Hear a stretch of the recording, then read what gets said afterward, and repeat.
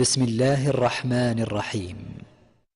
قل أعوذ برب الناس ملك الناس إله الناس من شر الوسواس الخناس الذي يوسوس في صدور الناس من الجنة والناس.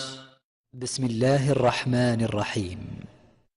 قل أعوذ برب الفلق من شر ما خلق ومن شر غاسق إذا وقب ومن شر النفاثات في العقد ومن شر حاسد إذا حسد.